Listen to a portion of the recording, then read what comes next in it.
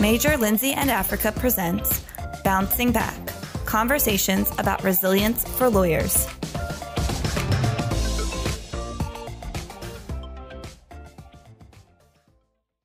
Welcome to Bouncing Back, Resilience for Lawyers. This podcast is brought to you by Major Lindsey and Africa, the global leader in legal search and consulting. I'm your host, Rebecca Glatzer. I'm a managing director in the associate practice group at Major Lindsey and Africa. In this podcast, I'll speak to successful professionals about the hiccups, bumps, bruises, and setbacks they've experienced in their careers and personal lives, and how they ultimately bounce back from those experiences to thrive. Today, my guest is Nona Lee. Nona is currently the founder and CEO of Truth DEI Consulting, where she helps organizations determine current and future growth opportunities and strategies in the areas of diversity, equity, and inclusion.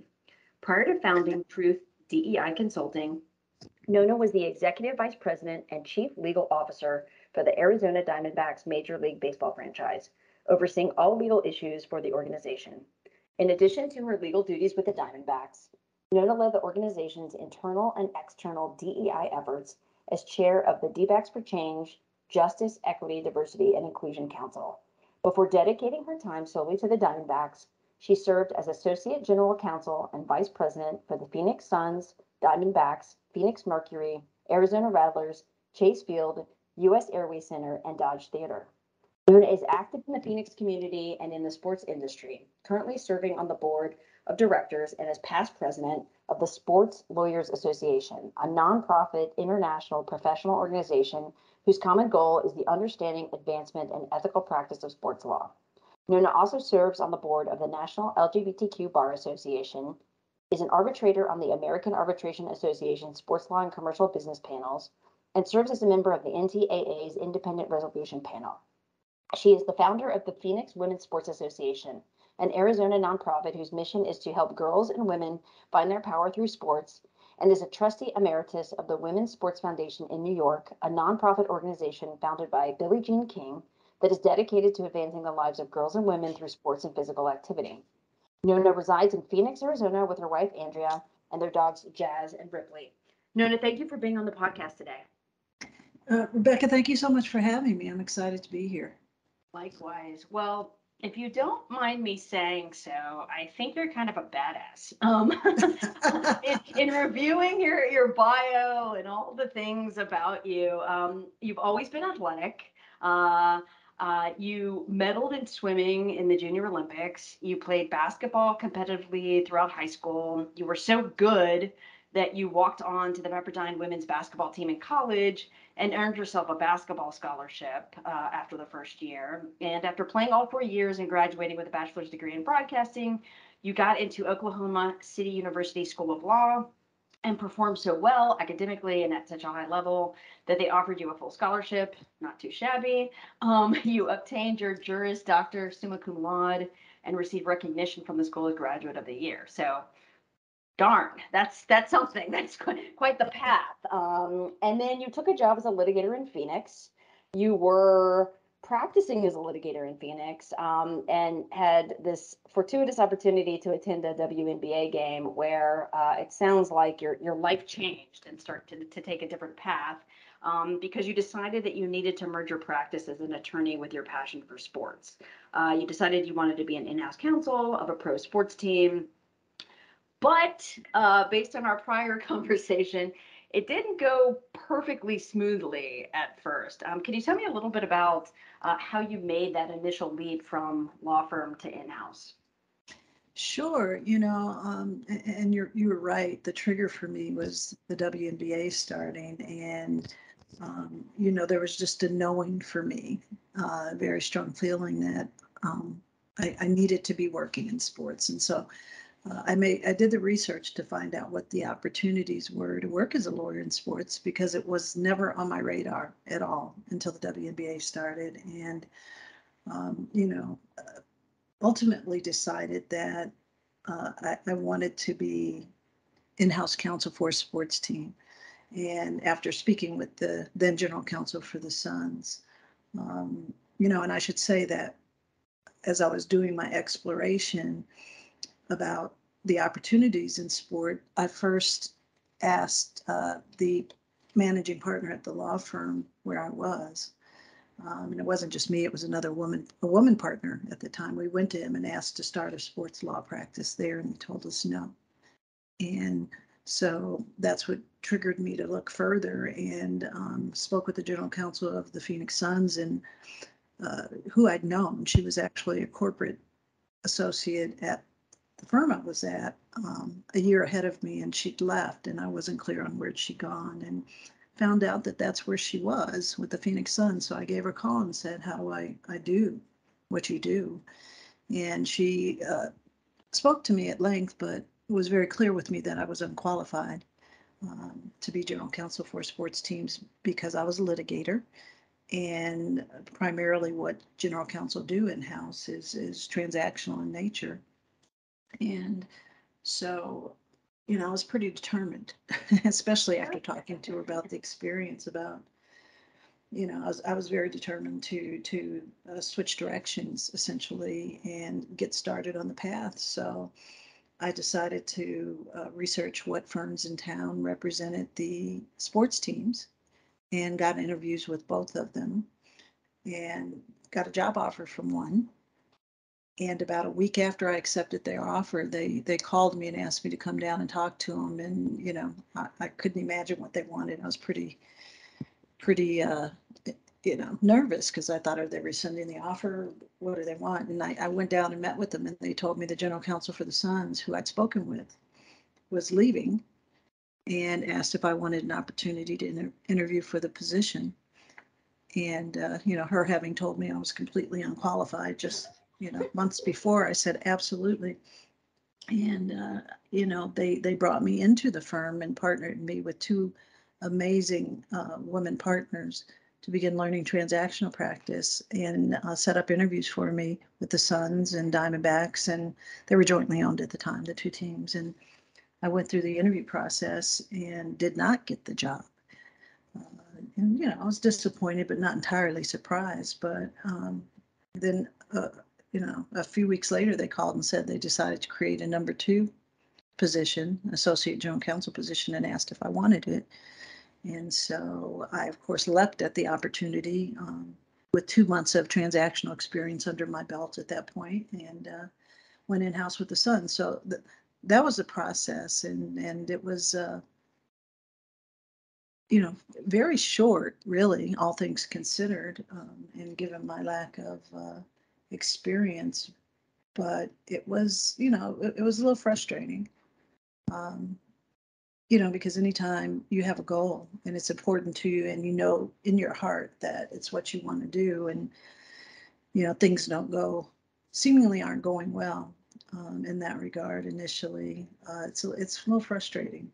But, I just kept at it and, decided to take leaps and make changes that were scary, because when I left the firm I was at as a litigator, after, being there 4 years, I did so with the understanding that I was starting over, as a transactional attorney, as,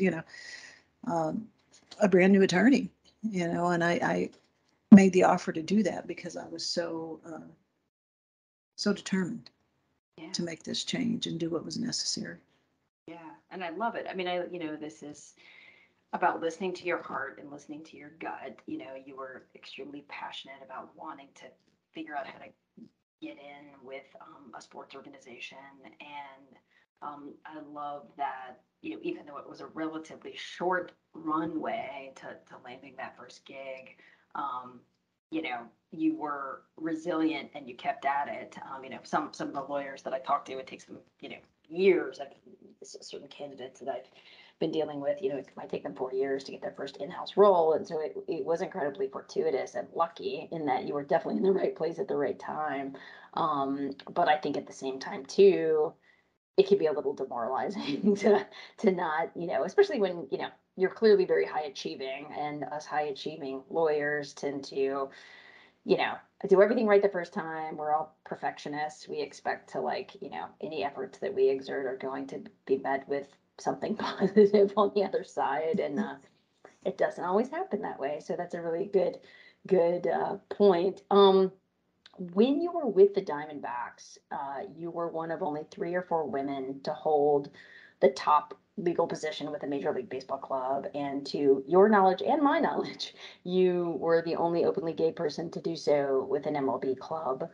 Further, you were the only gay person, woman, or person of color to have reached the executive level at the Diamondback organization. And I was, while a wonderful thing, I'm curious how that experience was for you. Yeah, very early in my life, I became very used to being the only, growing up in the world that I grew up in, and we all grew up in, people who were from my era. And, we talked about me medaling in swimming. And for example, there, I was the first Black person to try out for and make the swim team. And the very next day when I went back for practice, several of the kids had quit because their parents didn't want them swimming in the pool with me. So being, I'm used, I grew up that way, and my parents taught me to be resilient in that way. And, it's certainly no different being the first and sometimes the only in positions in business, and certainly working in professional sports as a lawyer. And the some of the things that you mentioned, being the first, that was a very long time ago. And one of the things that I was really happy to see over the years is more women move into positions in the legal departments for professional sports teams, and more women leading those departments as the years have gone on. So that's been fantastic. So I just wanted to point out that there had been change, but, it was tough. But for me, it was just like swimming, right? And that experience is that I keep showing up because it's where I belong, and it's where I want to be. And, I bring the best version of myself there, and I do my best, and I do my job, and importantly, try to encourage others and bring others along behind me. Yeah, I think that's the key. Is this willingness to, you break whatever ceiling, and then you kind of reach back and pull others up with you. That's the only way to make systemic change, and I think that's be admirable. You touched on this. You talked about the situation, the unfortunate and horrible situation of making the swim team and finding out most of your teammates quit because you were a Black person, which is reprehensible. And I know there have been other situations in your life, having read your bio, that I would imagine contributed to your resilience and your intestinal fortitude and your confidence. But I was wondering if there's like a specific person or a specific incident or a multitude of incidents, are there certain places where you feel like you derive your resilience from? Yeah, I would say, from my family, particularly my father, my grandmother. My grandmother was the first Black woman to become a supervisor at North America in Rockwell, many, many years ago. She was born in 1916 and has been gone for a while. So, you can imagine back in the 50s, 60s,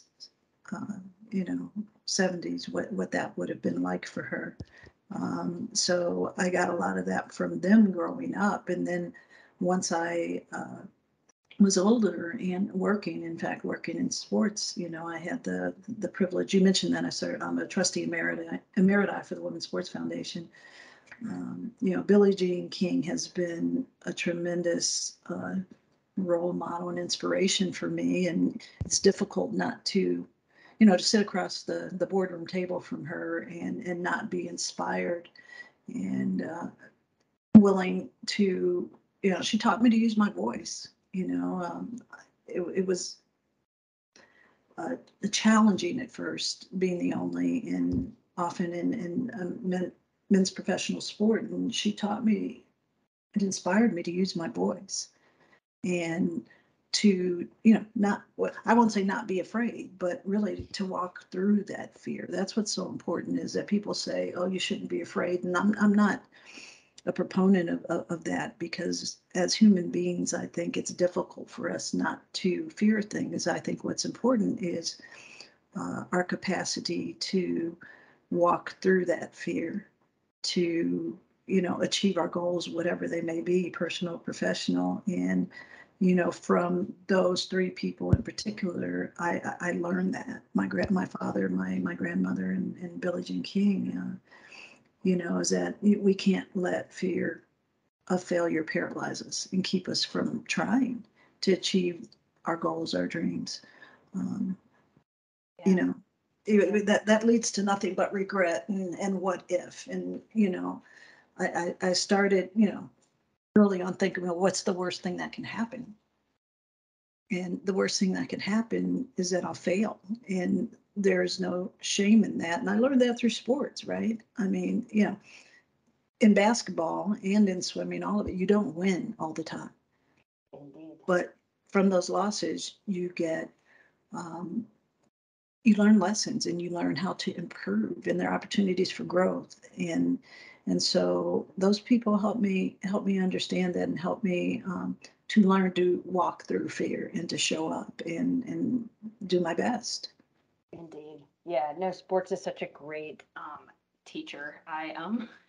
It It is. reminds me of a personal story. I at one point held the record in my county in Georgia for most saves in a season in soccer. I was a goalkeeper, which is Nice. hilarious because I'm barely 5 foot. It's not about the Yeah. height, it's about the heart. So. That's right. That's right. But not because I'm a particularly good soccer player. This is not me being braggadocious. It's because our team was horrible. We were the worst. And so they were getting so many shots on goal that I had the record for, like, I probably lost twice or three times as many goals went in than I saved. But there were lots of opportunities. And those failures of being, on the worst team in the entire county was humbling, but it also kind of showed us, what is the worst thing that can happen? Well, you lost the game, and then afterwards you eat your oranges and drink your water and go home. And if you occasionally win, it's all the more sweet. And maybe we won like twice in several seasons. But I agree with you that sports and teamwork can be a very educational tool for young people. Yeah, and the story you just told, is a perfect representation of, the fact that failure makes you better, right? Yeah. Because Yeah, you're but a better woe goalkeeper. to the person who's never experienced it, because it's very difficult to get better about doing that. I think your point about don't not feel the fear, right? Feel it and then walk through it, like push through it to do the thing that you find difficult. That's really great advice for any, particularly our who's trying to grow. You share a story on your website, on your consultancy website, that you mentioned about your dad, how when you were 21 and you got the courage to come out to your parents, that your dad, made you go to a psychiatrist and like, what's wrong with you? Let's get you some help. Something's clearly wrong here, Nona, right? And that's particularly poignant to me, given that, you mentioned that your dad was a role model and a mentor. How was that for you, given your closeness with him? It was painful. I was a daddy's girl, if you will, and I always wanted to make him proud, and that this part of me was unacceptable to him at that time was very difficult, and it made me a little angry as well. It was hurtful. But I wanted him to be okay. And, I could not and would not change who I was. So I went with him because it was what he needed. He didn't know it was what he needed. He thought it was what I needed, but I Right. went because it was what he needed to, hopefully get comfortable with and become accepting of that part of who I was. And, the psychiatrist told them, she is fine. She does not have a problem. You are the one with the problem. And That's great. I never I'm so had to go glad that. back again. Yeah, I'm so happy that the psychiatrist, it could have gone the other way, right? It could have been like, yes, there is something wrong with her. And, I can't just think about how kind of damaging that would be. But I'm so glad that the psychiatrist was like, Dad, this is your problem. This is not Nona's problem. Like, get your mind right. Exactly.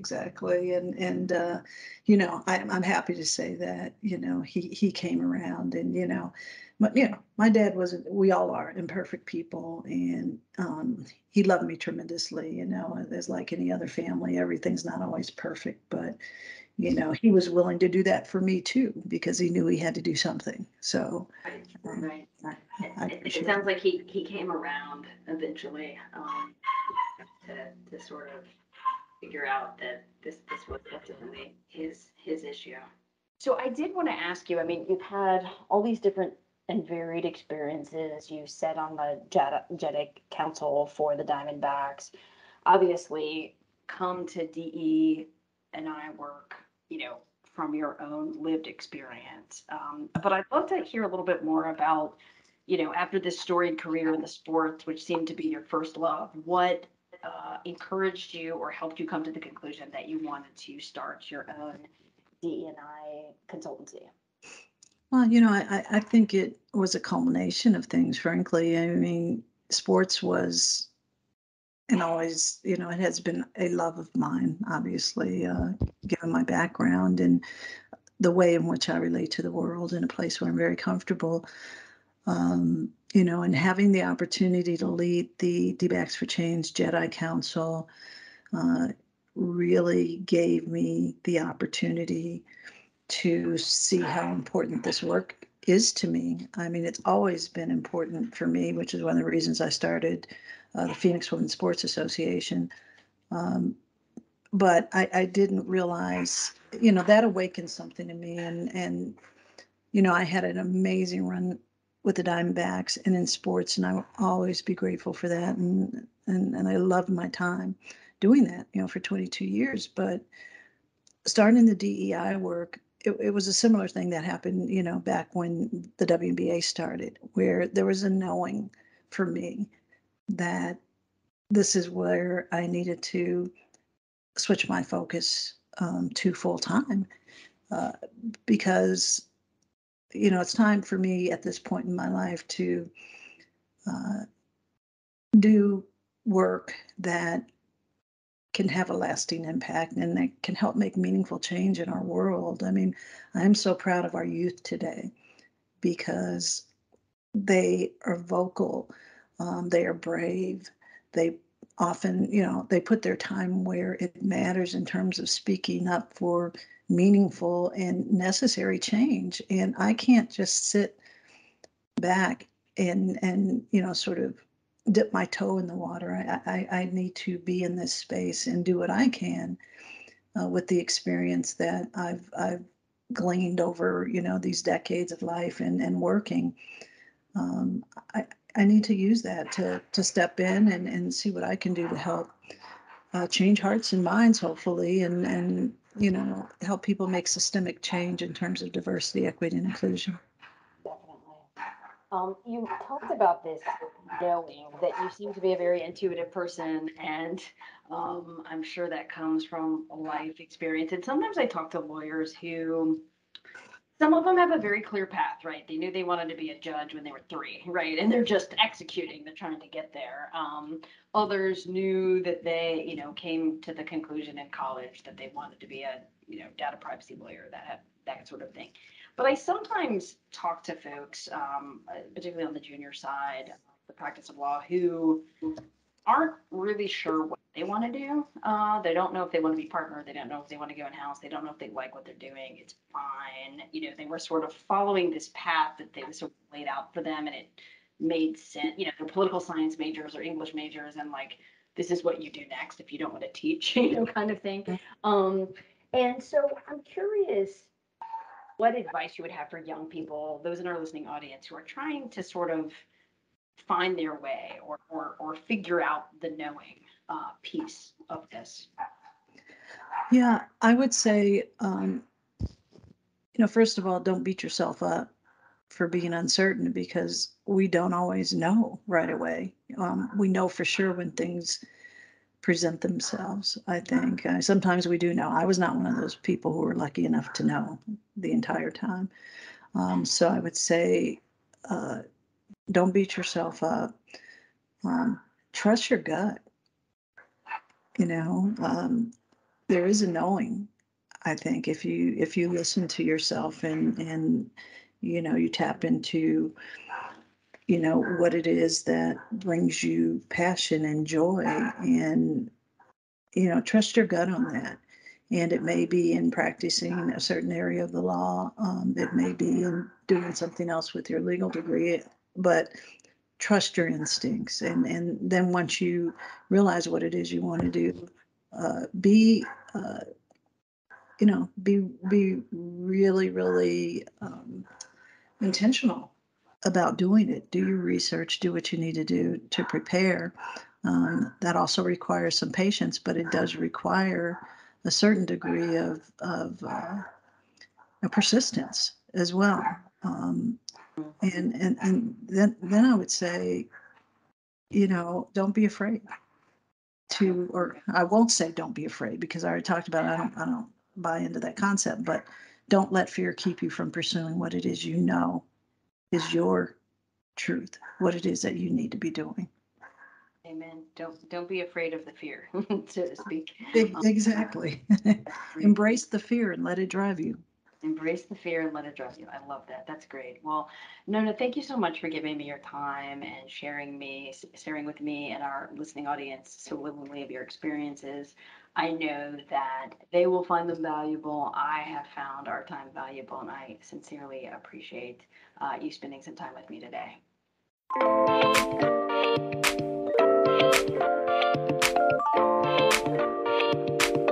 Thank you for listening to Bouncing Back, Resilience for Lawyers. Join us next time for another story about thriving after overcoming challenges. You can find Bouncing Back and other programming for lawyers on MLA's Legal Talk Network.